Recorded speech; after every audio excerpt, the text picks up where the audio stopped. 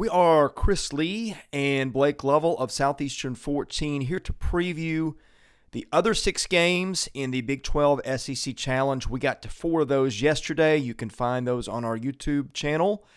We will start in order of tip-off for each of the other 6. LSU is going to TCU. According to Ken Pomeroy, the Tigers will be 4-point favorites. Line's not out as we do this. Big questions for LSU. You've got Darius Days, who's been described as 50-50 for this game, probably their best scorer. LSU's got other good players, but he can be a guy that you can really count on for buckets the last couple years. Xavier Pinson, LSU's starting point guard, has been out about 3 weeks now. He's doubtful for this one, too. TCU has played better on the road this year. LSU 1-3 away from home. Blake, how do we size this one up? TCU has scored 60 points or less in 5 straight games. Baylor, or even the game you go back to, they lost to Baylor at home by 12. They scored 64. So 6 straight games, 64 points or less. They are all defense. They are play at their pace. And I think that's advantage LSU, which, again, LSU's not a great offensive team. We've talked about that. If you don't have 2 of your best players, who knows how that plays out, because this is really 2 teams that grind it out on defense, but LSU wants to make the game much quicker, and if they're able to do that, force the turnovers like they usually do, I think LSU wins this game. Now, it's hard to say LSU is going to blow out someone, right, just because we know offensively if they don't have some of their best players, even when they do, they're not an elite offensive team. So I think it's probably a matter of LSU being able to really force some turnovers here, but at the same time, TCU can do the same thing. And so this is going to be all defense.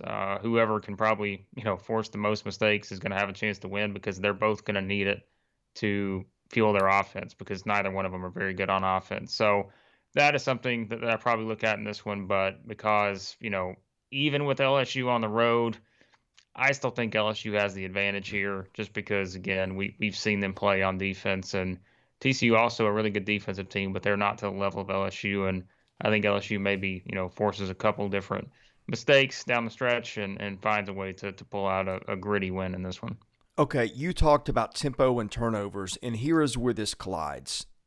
TCU's offense 312th nationally in turnover percentage. That means they turn them over at a horrible rate, 21.2%. LSU 4th in the country at forcing turnovers, 25.6%. That seems to really tilt it to LSU in terms of forcing the kind of game the Tigers want, as well as the tempo. Yep, I think that's what it comes down to.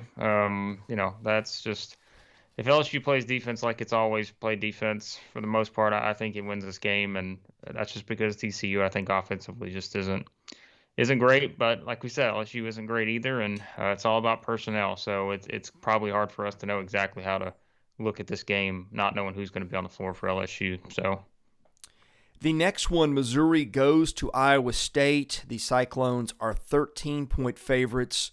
According to Ken Pomeroy, we have talked about how much better Missouri has been the last few games. Not only have the Tigers pulled some upsets, they darn near beat Auburn at home. Konzo Martin has got these kids still playing hard. Iowa State has really slumped lately, but they're also playing in the best league in the country from top to bottom. I mean, the Big 12, there is just no break in sight, night in and night out. What are you seeing here? Iowa State is 16th nationally in turnovers forced. It seems like we keep talking about this. It's kind of a theme of some of these games. There's a lot of teams, both in the SEC and the Big 12, that force turnovers, and it's just a style of the defense. And that's something that Iowa State is really good at. And we've talked about Missouri's challenges at times offensively, and I think that is probably something, again, you look at in this game. And also, right, there's another element in play here that we've talked about quite a bit, and take out the game at Ole Miss. Missouri has not been great on the road and overall, but I think it's hard to know exactly what we're going to get from them now, right? Because they have played a lot better recently, and I think that is something that will lend itself for them to maybe have a chance here, just because this is clearly a team that's on the rise. Now, how far that rise goes, that's the big question. And oh, by the way, like I was talking about the turnovers, Missouri still does rank like in that 280-ish mark. They're turning it over like 14 times a game. So that's where Iowa State can really take advantage, is my guess on this one. But, I say all that to say that, and it's just I like the way this Missouri team is playing right now, and I don't, this is a tough matchup. I mean, this is a good opponent, but at the same time, this is also an Iowa State team that has lost a few games now to good teams, but this is a team that also lost, what was it? I think by 15 like a week or two ago to Yeah. TCU at home, and so. I mean, if you think about it, Missouri, if they play the style of game they want to play, which I don't know, is that somewhat similar to TCU in terms of a sort of a Yeah. slower type of pace and more methodical defensive approach? I think they've got a chance here. But again, it's just I don't think still know exactly what you're going to get from Missouri on the road, and but I think maybe this game's a little bit closer than expected. Just because, again, maybe it's just from us watching so much Missouri and saying, man, that team's getting better and they're playing better on the road. And maybe that is something here. Like I said, you can look at that. Well, TCU came in and won there by 15 and just kind of one of those games. So I'm going to pick Iowa State, but I think Missouri has a chance to keep this closer than maybe people would think. Yeah, if it's 13 points, that's a big number to me. Well, it's a big number. Probably because, like we said, it's just I think if you look at Missouri and you haven't if you didn't watch them November to December and you're just judging Yeah. maybe, or you only watch November to December, right? And you're not really judging it on the full body. Like there's such a drastic difference in what we saw Yeah. from November to December, from December to January, and so I think that's where maybe I'm overvaluing that a little bit. And if this was if this was in Columbia, I'd probably say, all right, I'm gonna roll the dice here and say that Missouri could win this game. But because it's on the road, I still think Iowa State certainly is the favorite. But if Missouri plays like they've been playing, I think they have a shot in this one to at least make it interesting. So Yeah, we mentioned the turnover number for LSU a minute ago. Here's the bad news if you're Missouri. Missouri is 310th in the country at turning it over. One spot from where TCU was, 21.1%, and Iowa State fifth in the country at forcing turnovers, 25.4% of possession. So again, almost exactly the same scenario as the other one. But I'm with you. I think Missouri's playing better, and I trust them to maybe make this more interesting than people would think. The next one, Arkansas is going to host West Virginia in a game that also tips off at 1 Central in Fayetteville.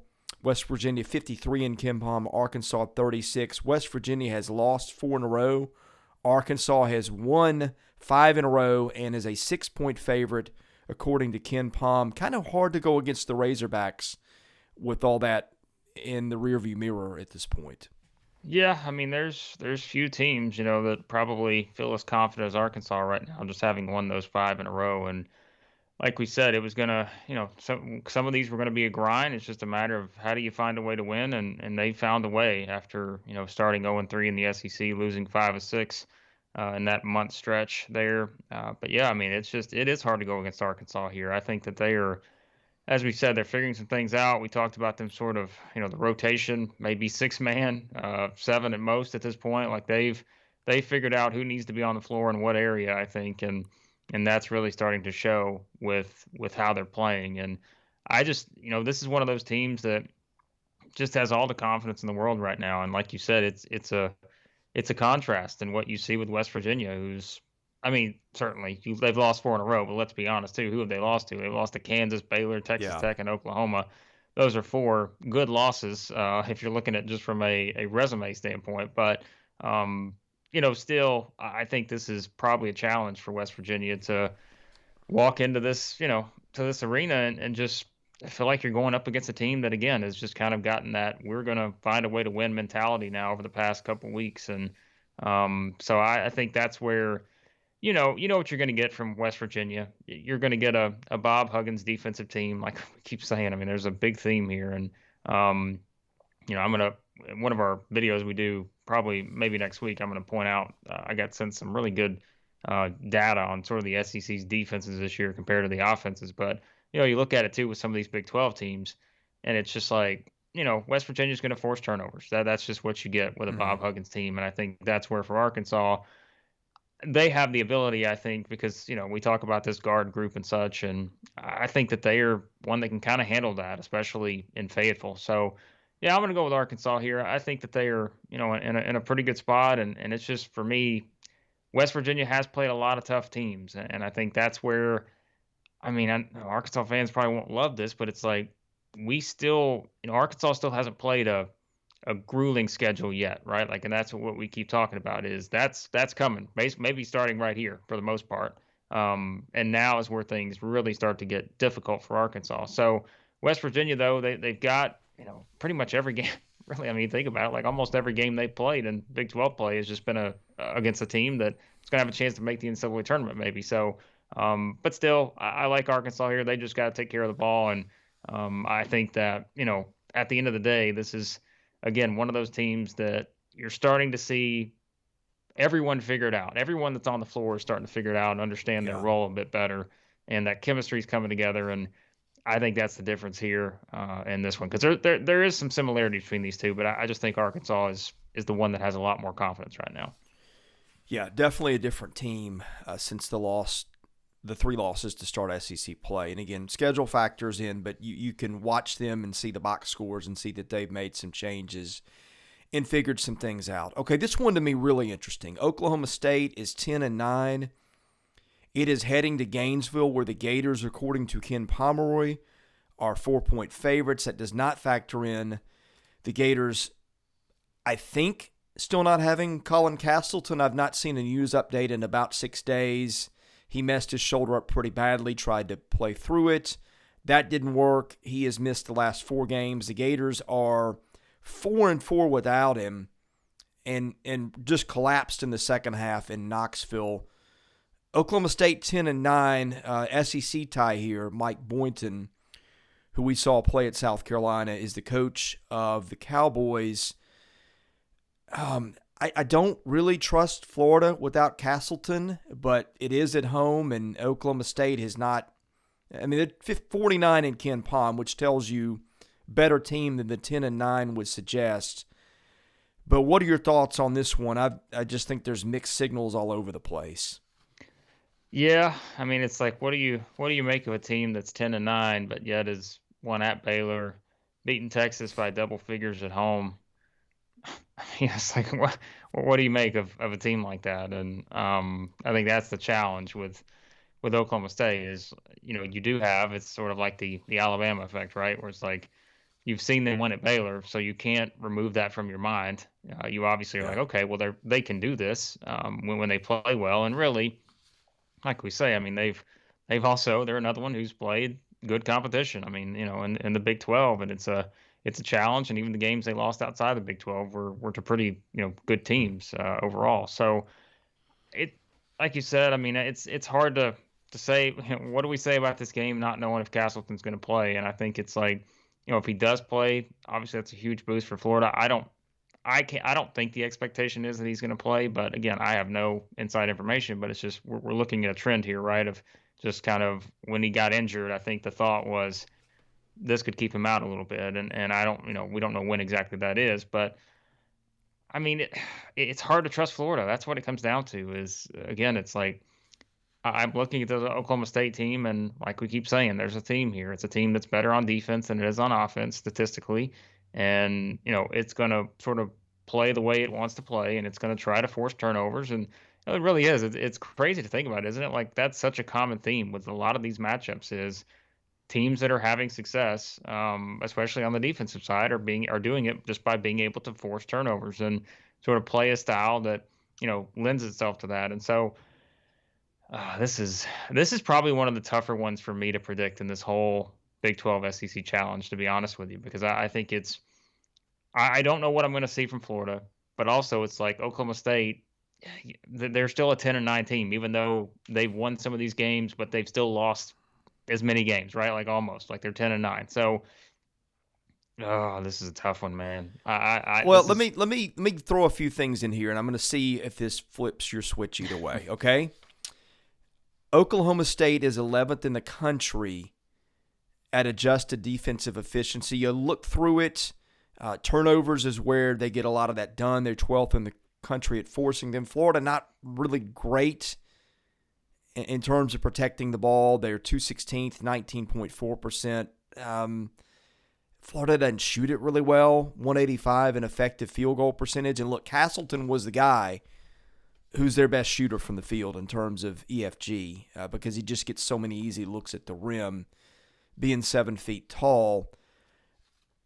I've just watched the Gators the last few games. Getting 71 in Knoxville is an accomplishment, right? Tennessee is probably a top 5 defensive team in the country. And so that's one thing, like, okay, doing that without Castleton, that's a good offensive performance. Now, they gave up 78 to a Tennessee team that's not really good. But you go back to the game before that. They score 54 on the road.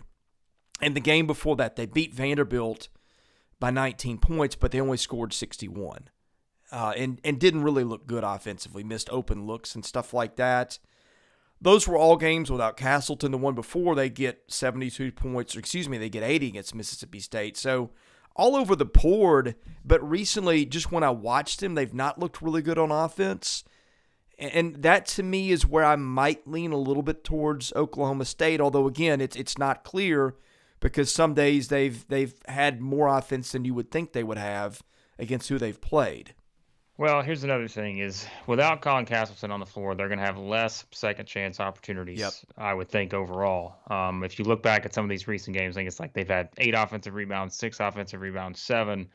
Some of the ones he hasn't been on the floor. The only one they actually, exceeded probably expectations was Vanderbilt, but like we talked about, that's because Vanderbilt just doesn't, they don't have a front court. Like there's just not much of a front court presence on that team. So I think that is something where because Florida's offense has not necessarily flowed and doesn't flow great without Colin Castleton, are they going to be able to be efficient enough to where if they don't, if Oklahoma State doesn't allow some of those opportunities, right? And maybe they're not getting enough, which, I mean, I think that's always a toss-up. Like, that's hard to predict in terms of teams that allow too many offensive or second chance opportunities, those kind of things. But I think that's something here, especially in a game like this, because Oklahoma State is a good defensive team. Obviously, as we said, much better defensive than offensive. If they can limit some of those extra looks, can Florida's offense be efficient enough to be able to do that?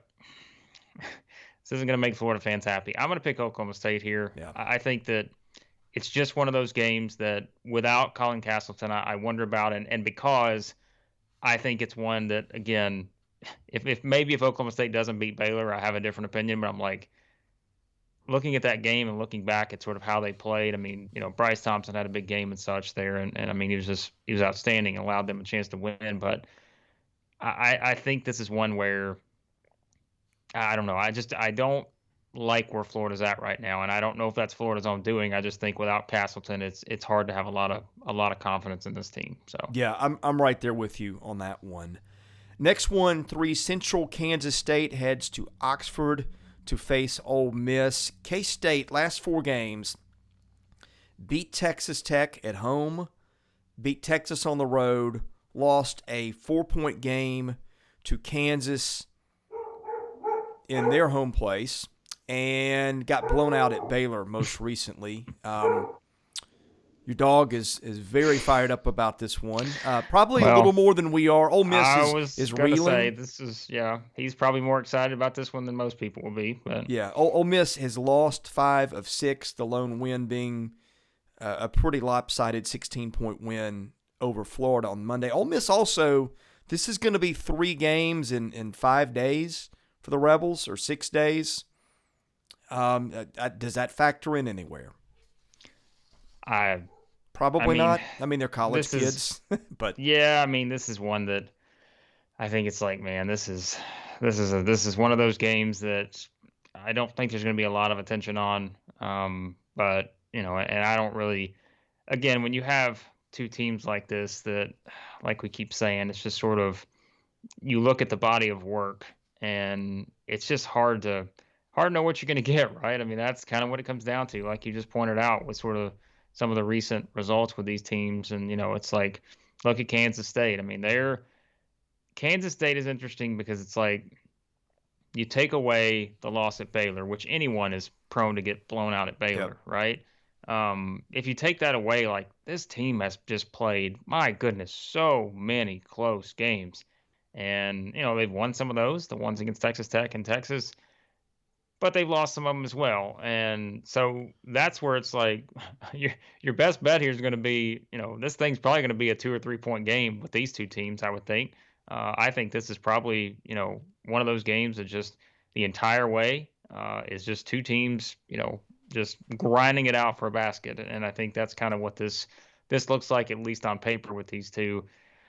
Ole Miss, we've talked about them. It's just, look, they've not been great without Jarkel Joyner, and their offense has just been very, I don't even know what the word is. Like, it's just, I don't know. Like, it's just a team that just has not been able to sort of find its way. Yes, they've had some balance at times with some of these other guys, but it's not enough for them to kind of pack that punch they need. And the thing is we always say this, right? It's like, it's one thing just to have your struggles offensively, but at the same time, that also puts more pressure on you to be elite defensively. And Yeah.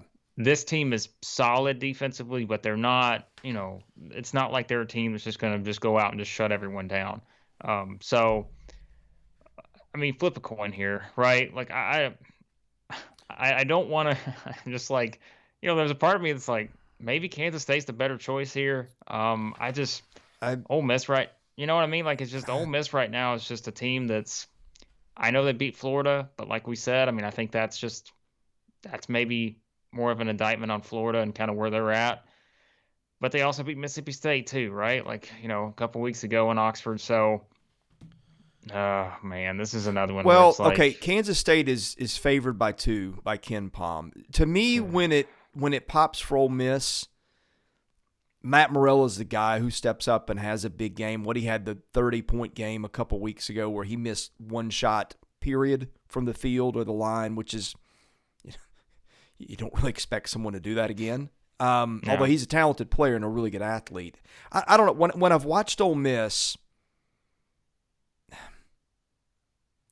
they're two teams built on defense, and K-State is better at that than is Ole Miss. I just don't know.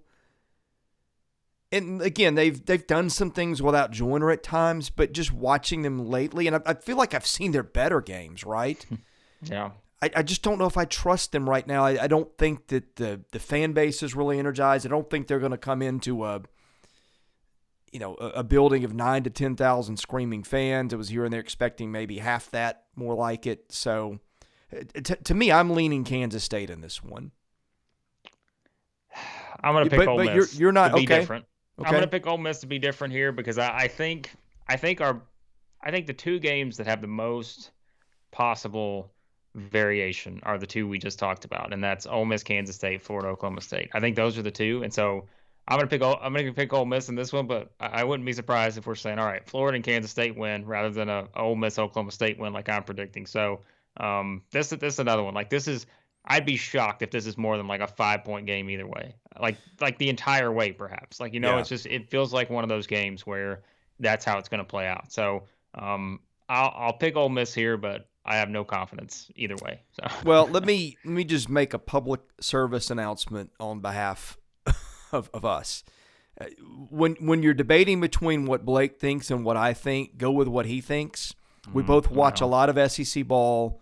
Your intuition is what's going to happen has proven to be pretty good this year, first of all. And second, you know the other leagues better than I do. So sometimes, though, you pick games just based on, and some people don't like to hear this, but it's like sometimes you just kind of you pick a game based on your gut of where a certain team is. And I think it's like, and we always say this, we laugh about it. It's like sometimes you just go against what you think. It's the George Costanza effect, where it's like you just do the opposite, where it's like, all right, I feel strongly this way, probably going to happen. It's just like, so, but this game is one of those games where, again, I mean, Kansas State has probably been the better team to this point. I don't think there's much doubt about that, to be honest with you. But to me, this feels like one of those spots where I could see Ole Miss kind of rising to the occasion here, needing, a big win at home. And I think maybe they get it. So I'll pick Ole Miss. I mean, look, it's a harmless prediction. So I'm not telling you to go out and spend $500 on this game. Please don't do that. So if George Costanza were a team in this league, who would he be? I got two in mind. Alabama. Oh, okay. Yours is better than mine. Yes. I No mean, it's like, doubt Alabama. sorry, I'm like, again, this year's Alabama. Let me point that out. Like this year's Right. Alabama Not team, not because it's last year's like, Alabama. no. It'd be this year's Alabama team, because it's like, I don't know, like you're to the extreme on both ends, right? Like that's Yeah. George. You gotta go to the extreme on both sides. So I was yeah. thinking either Missouri or Florida, but as the minute you said, it's like, well, of course, it's Alabama. Yeah. Maybe it's because we talked about Alabama yesterday and out of sight, out of mind. But okay, We got another video coming soon on if Seinfeld characters were SEC basketball teams. Somebody's going to steal I that like idea, that. so please give credit to Southeastern 14. I So think we need to jump that one and grab it first. But leave your comments on that in the right, description. Like give us your comments. Who are you picking for each of the four main characters? So that'll also let us know who's still watching at this point. who's Newman? Some put Newman in there too. I don't know who you think Newman is. So I need some thought on that.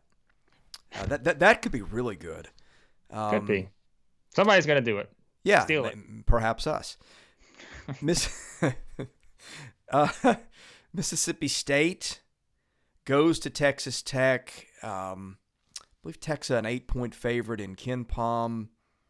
Tech's been really good. State, just when you kind of thought you knew what they were, which was a team that doesn't play well on the road, they take Kentucky to overtime and Rupp. Now, Kentucky had some guys banged up, I know, but doing that against a team that's good without the guys they had in Rupp is an accomplishment.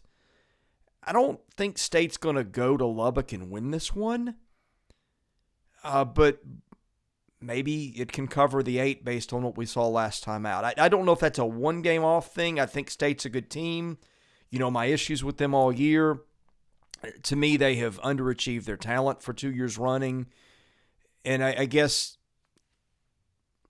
I don't have a time machine to know whether that was a breakthrough or a one-off. Yeah, there's two thoughts on this one for me. This seems like one of those games that Mississippi State just wins that you just don't expect, right? Like they're going to have one of those or two of those a year, I feel like. This is maybe one of those, but on the flip side, I'm like, yeah, they've still only played 3 true road games, but they just haven't found a way to win any of those. And remember, one of those is at Ole Miss, right? An Ole Miss team that we just talked about that you don't know what you're getting. And to give up 82 on the road against that team, I think, did they have Jarko Joyner at that point? No, they didn't. So it's like, that's where. They were without Joyner in that game. So it's like, that's what you can get to for Mississippi State. And so I'm going to pick Texas Tech here. I really don't have a second thought about it. I think that it's just, again, with Mississippi State, we know what they can be, but at some point, the potential it just is what it is until you actually start winning some of these games like this. And yes, they were able to do that against Alabama. We talked a lot about Alabama. It's just a team that, again, it's any given night with them. But I mean, Mississippi State's a better home team than road team. And like you said, that goes for a lot of teams, but for them, I feel like sometimes like it's a pretty extreme example, because I know they played well at Kentucky, but that's a Kentucky team, like you said, kind of without, and not at full strength. They lose at Florida without Castleton, right? And we're thinking that's a great spot for Mississippi State to win that game. They couldn't. So, I mean, Texas Tech's just been the better team to this point. And, I've talked all year long to different people about what Mark Adams has done there. You talk about stepping into what Chris Beard did, and, that's a tough spot to be in if you're Mark Adams. But for him to step in the way he has, and, I mean, that's a really good team. And, that's the kind of team you do not want to see in the NCAA tournament. I just, they're one that's battle tested. They played some really good competition. They played Gonzaga. They played Baylor this year. They've beaten Baylor on the road, as we know. They've beaten Kansas. That's a really good team. So I think Texas Tech's the pick here. And like you said, if it is 8 points or whatever it winds up being, I'd probably still pick Texas Tech. I don't trust Mississippi State in these road games enough, even though I did hint at the possibility that maybe they win at Kentucky. But I don't have and we pointed out they match up really well with Kentucky for right. whatever reason. The games have been close. So that may have been just one of those, everybody's got a team that gives it trouble and you can't explain why. I think that's kind of what that was. I mean, look, Texas Tech's got good size. They're very experienced. I think they're ready for a game like this. So yeah, I'm going to pick Texas Tech here, and I feel somewhat confident about that because Mississippi State's still a team that I want to see it for a sustained Yeah. amount of time versus these one-offs here and there. I want to see them sustain that, reach that potential and not just do it for one game. Like I want to see that throughout the season, and I still think they got Iverson Molinar. I mean, at any point he could go off, but I just think Texas Tech's the way more well-rounded as a team, and so yeah, I feel pretty decent about that pick. Also, guess who's not lost at home this year? Right. They're just I mean, like I said, that's just a hard-nosed team. It's just a team that you just don't want to play. There's no other way to put it. Like that's just the kind of team I would not want to have to play in a tournament setting. Just style, they're building off of what they did when Chris Beard was there, defensively and all those things. So yeah, I think Texas Tech could make this a pretty tough task for Mississippi State. Any parting thoughts? Well, so here's what I'm thinking. All right. Now I'm doing this off the top of my head because I'm trying to remember who we picked in all these games. All right. Okay. So I want to do a tally of who we think is going to win this thing. Are we talking straight up or against the number? No, we're doing just who's going to win the Big 12 SEC Challenge straight up. All right. So if we start at the top here, I'm leaving it up to you to make the tally. All right. LSU, TCU. I picked LSU, so there's one for the SEC. Yep. Iowa State, Missouri, Iowa State, 1-1. Auburn, Oklahoma. I think we both picked Auburn in that one. 2-1 SEC. Arkansas, West Virginia, 3-1 SEC. Ole Miss, Kansas State. We went different on that. I picked Ole Miss, you picked Kansas State. So that would be, for me, it'd be 4-1 SEC. Wow, I don't think I expected this. Oklahoma State, Florida. We both picked Oklahoma State. So that's one for Baylor, Alabama. We both picked Baylor. So it's back to 4-3 now, right? I think. Yeah. Texas Tech, Mississippi State. We picked Texas Tech 4-4. So now we're coming back around here. Kentucky, Kansas. I think we both went Kansas. Yep. Uh-oh. Texas, Tennessee. I don't even remember who we picked for Texas. I think we took Texas because we didn't Did we? like Tennessee on the road. All right. Maybe that's it. Well, there you go. So it started so well. It started great. Listen, early on, let's put off the graphics up about how the SEC's up 4-1 or something. But yeah, with some of these other games, listen, hey though, that's where the Ole Miss Kansas State game, Florida Oklahoma, or Ole Miss, Ole Miss Kansas State, Florida Oklahoma State. Those are the two games that could decide this thing. So okay, if we're wrong on one of these, we will be. Well, of course we will be. So that's one we differed on, and 9 we were pretty much the same on. Yeah. It's probably Florida, don't you think? Yeah, I keep going back to those two games. Because Florida, it's because of venue. Yeah. And venue has a lot to do here. Like if Kansas, Kentucky was in Lexington, I'm taking Kentucky, right? And so that's right. Some of this. It's just where are these games played? And if I had to pick one of these games that I think is the upset special, you know where I'm going with this. It'd be Alabama over Baylor. Well, it's just like, I mean, it would be. And I'm like, I keep thinking about it. I'm like, that's the one I would look at and say, I could see that happening. But we went into that game. We're not going to go into it again here, but watch the separate video we did. As Chris mentioned earlier, we have 4 separate videos outside of this one that cover what most would say are probably the 4 biggest games of this challenge. So you can look at our analysis there, but I think Baylor is the kind of team that even for Alabama playing to its best, I think that's still a challenge. But wouldn't be shocked, man. You never know. So. I don't know if I mentioned this on the video, but I did a radio show in Huntsville with our buddy Drew DeArmond, and they asked me about the Georgia game and the Baylor game, and I said, the most Alabama thing would be to lose to Georgia and beat Baylor, and so we're sort of halfway there. I say this, if Alabama beats Baylor, are we just going to stop referring to them as Alabama and just call them George Costanza the rest of the year? Well, let's do the opposite. Right. So, yeah, I don't know. It's it's going to be interesting. I think going up and down this list here, I think that to me, I mean, Kansas Kentucky, I think is the premier game, but that's not going to shock anyone because they're two top 15 teams. But outside of that, I mean, this is the most fascinating game because it's like this could be one of the best games you've seen all year if Alabama shows up.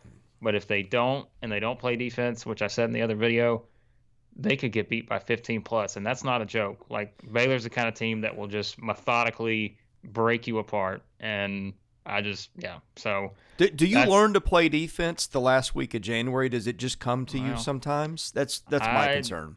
I don't think so. Yeah. So we'll see with that one, but yeah, it's gonna be fun. This is always fun, and I always say this, no matter who wins, right? Like I know we love to play this game, but it's like it's still just one game day. Like it's not, Yeah. whoever wins this thing. But the most important part of this is where you pick up some of your potential quality wins, and this is where you try to avoid bad losses. But the thing is with the Big 12, right?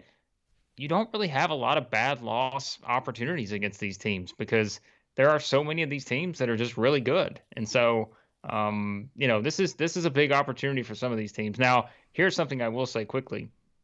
This is where like a team like Texas A&M, you are just gritting your teeth thinking, man, this would be a great year to be in this Yeah. thing because you're missing an opportunity here because they need those kind of wins. And instead, they got to play South Carolina, in one of the two SEC games. So this is huge for a few of these teams. I mean, Alabama's one of them. It's a big game for Alabama. It's a big game for Florida because Florida's got to start doing some work to get where they want to be. I think it's a somewhat big game for Arkansas.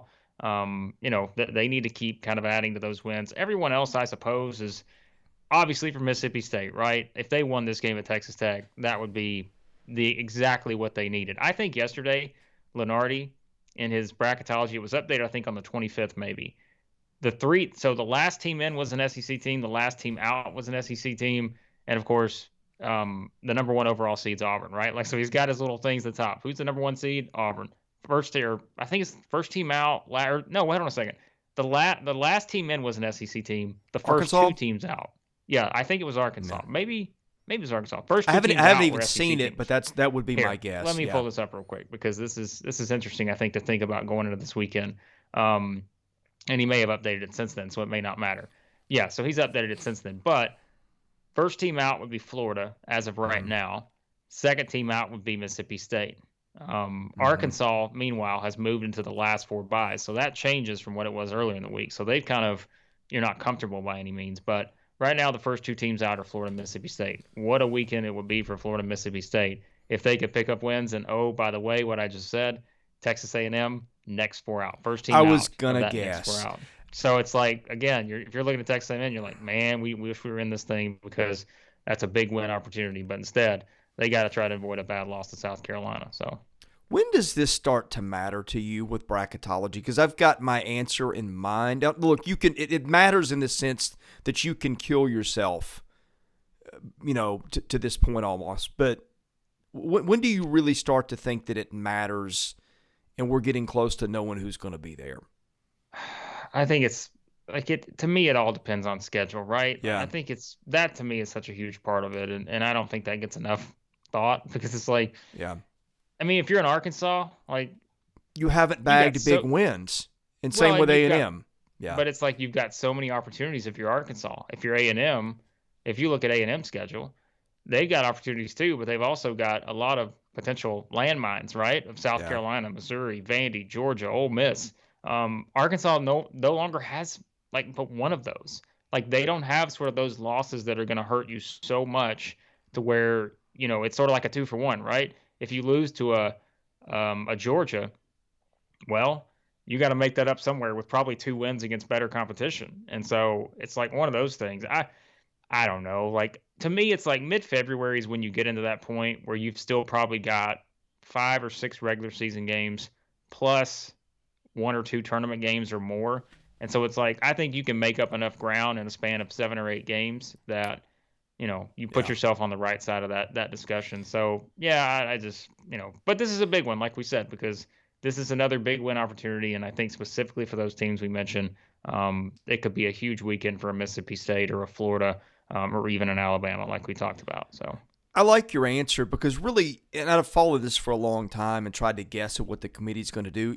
Really, once you start to bank big wins, unless you just have a disastrous record or something, like you get to a point where like a Kansas or a Baylor or somebody, like unless they lose every single game on the schedule, they're already Right. locks. I hate the term lock because to me, if you want to be literal, lock means no matter what happens from here to the rest of the season, you're going to Right. get in. And I think Yeah. you have like probably 5 or 6 teams that are getting close to that status. Could be after the weekend, and then everybody else. I don't think you lock much up for most teams until you probably get 3 weeks into February. Yeah, So. that's what I think. That's the way I look at it. So, Okay, I can't stop thinking about who's what Seinfeld characters. I think we're going to have to do that at some point. My Oh, mind my. has been spinning ever since you Someone's said going to that. beat us to it, but it's okay. We understand. But we're still going to do our own at some point. Maybe So. we just hide this video until we figure it out. Well, yeah, I don't think that's a good idea. That probably We doesn't serve better- the audience, but Probably not. I'm trying to think of Kramer right now, but it's. I know who Kramer is. I've got my answer. All right, we'll save that. We'll do that at some Okay. point. But All right. He is Blake Lovell. I'm Chris Lee. We'll be back in just a few minutes to put up another video where we talk about the remaining 2 games, which do not involve the Big 12. Thanks for listening. Oh, and I almost forgot, if people want to take advantage of our special partnership, please tell them about that.